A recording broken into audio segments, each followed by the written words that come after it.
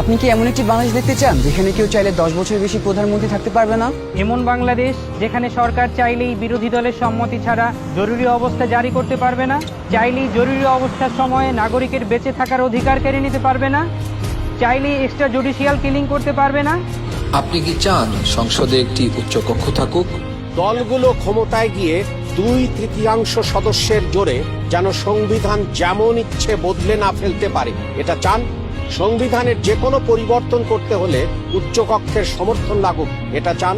সংবিধানের কিছু গুরুত্বপূর্ণ বিষয়ের পরিবর্তন আপনার মতামত ছাড়া কেউ করতে না পারুক, অর্থাৎ গণভোট ছাড়া সংবিধানের গুরুত্বপূর্ণ বিধানের কোনো পরিবর্তন সরকার যেন করতে না পারুক।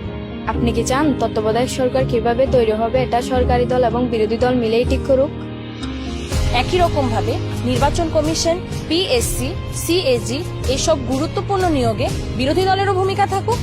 আপনি কি চান সংসদে নারীদের প্রতিনিধিত্ব বাড়ুক? দেশের বিচার ব্যবস্থা সরকারের প্রভাব মুক্ত থেকে স্বাধীনভাবে কাজ করুক, যাতে আমাদের মতন সাধারণ মানুষ বিচার পেতে পারে? আপনি কি চান সব বিভাগীয় শহরে উচ্চ আদালত স্থাপন হোক?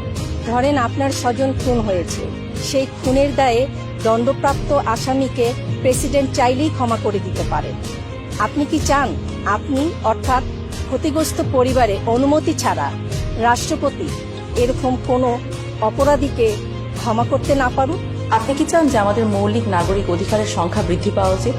যেমন ধরেন ইন্টারনেট পাওয়া, এটা কি একটা মৌলিক নাগরিক অধিকার হওয়া উচিত, যাতে ভবিষ্যতে আবারও কোনো খুনি সরকারের সেই ইন্টারনেট বন্ধ করে আমাদের উপরে হত্যাযজ্ঞ না চালাতে পারে? রাষ্ট্রপতি এবং প্রধানমন্ত্রীর ক্ষমতার মধ্যে ভারসাম্য বজায় থাকুক, এটা কি আপনি চান? বাংলাদেশের পাশাপাশি দেশের অন্যান্য জনগোষ্ঠীর ভাষার স্বীকৃতি পাক, এটা কি আপনি চান? আপনি যদি এই পরিবর্তনগুলো চান, আপনি যদি এই পরিবর্তনগুলো চান, আপনি যদি এই পরিবর্তনগুলো চান, তাহলে গণভোটে হাতে সিল মারুন। হাতে সিল মারুন। হ্যাঁ, সিল মারুন। হাতে সিল মারুন। হাতে সিল মারুন। হেতে সিল মারুন।